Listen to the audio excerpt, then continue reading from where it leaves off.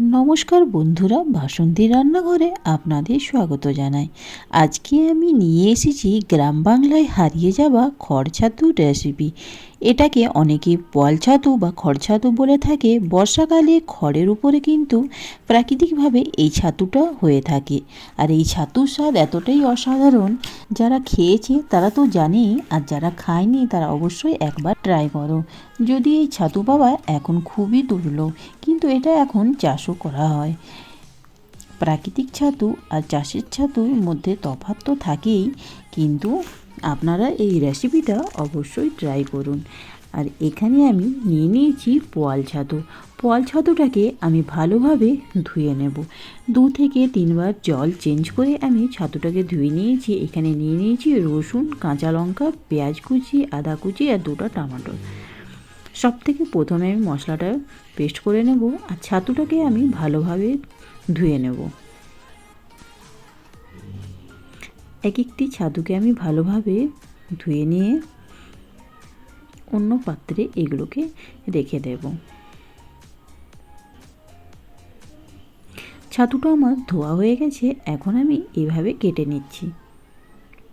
খুব একটা ছোট করব না, এভাবে আমি ছাতুটাকে কেটে নেব। সবগুলো ছাতু আমার কাটা হয়ে গেছে। এখন আমি প্যান বসিয়ে দেব। প্যানটা গরম করে এর মধ্যে আমি দিয়ে দিলাম সাদা তেল। 2 চামচ আমি সাদা তেল দিয়ে সবথেকে প্রথমে আমি পেঁয়াজ কুচি দিয়ে দিলাম। আর এখন আমি মাশরুমটা দিয়ে দেব। মাশরুমটা দিয়ে আমি একে ভালোভাবে ভেজে নেব। 1 চামচ নুন দিয়ে দিলাম, আর আমি দিয়ে দেব 1 চামচ হলুদ। নুন হলুদ দিয়ে খড়ের ছাতুটাকে আমি এভাবে নাড়াচাড়া করে নেব। খড়ের ছাতুর থেকে তো জল বের হয়ই। গ্যাসের ফ্লেমটাকে আমি হাই করে এটাকে ভেজে নেব। আপনারা চাইলে জলটাকে কেড়ে নিতেও পারেন, আর না তো এইভাবে ভেজে নেবেন। আর এখানে আমি মশলাটা রেডি করে নেব। এখানে আমি দিয়ে দিলাম আদা কুচি, পেঁয়াজ কুচি, রসুন আর কাঁচা লঙ্কা। ভালোভাবে এর একটা পেস্ট তৈরি করে নেব। এদিকে মাশরুমটাও আমার ভাজা হয়ে গেছে। এখন আমি একটি পাত্রে এটাকে কেড়ে নেব, আর সেই প্যানের মধ্যে আমি দিয়ে দেব 2 চামচ আমি দিয়ে দেব সরষের তেল। তেলটা ভালোভাবে গরম করে নেব। এর মধ্যে আমি 1 চামচ দিয়ে দিলাম গোটা গরম মশলা, 2টো শুকনো লঙ্কা, আর আমি দিয়ে দেব 1 চিমটি জিরে। জিরেটা আমার ফুটে আসলে এর মধ্যে এখন মশলাটা আমি দিয়ে দেব। আদা, রসুন, পেঁয়াজ, কাঁচা লঙ্কা বাটাটা এর মধ্যে আমি অ্যাড করলাম। এখন এর মধ্যে আমি দিয়ে দিলাম 1 চামচ হলুদ আর 1 চামচ নুন। নুন হলুদ দিয়ে মশলাটাকে আমি ভালোভাবে ভেজে নেব। গ্যাসের ফ্লেমটাকে মিডিয়াম রেখে মশলাটাকে ভাজবো। মশলাটা আমার আধা কষা হয়ে গেছে। এখন আমি এর মধ্যে অ্যাড করব কিছু গুঁড়ো মশলা।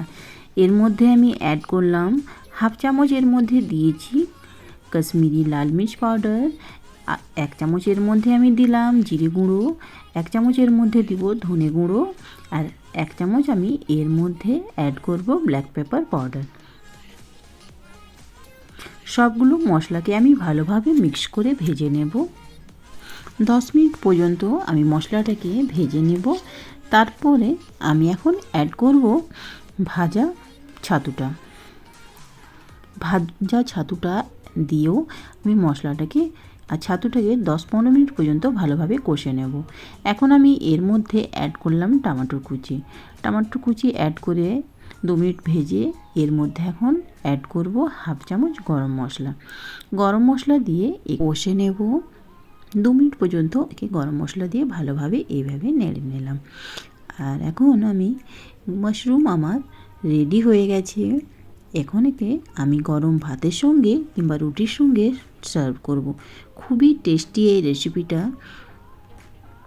তো এইভাবে আমার খড় ছাতুর রেসিপিটা তৈরি হয়ে গেছে। আপনারা এই রেসিপিটি অবশ্যই ট্রাই করুন। এটা কিন্তু খুব সহজে হয়ে যাওয়া রেসিপি।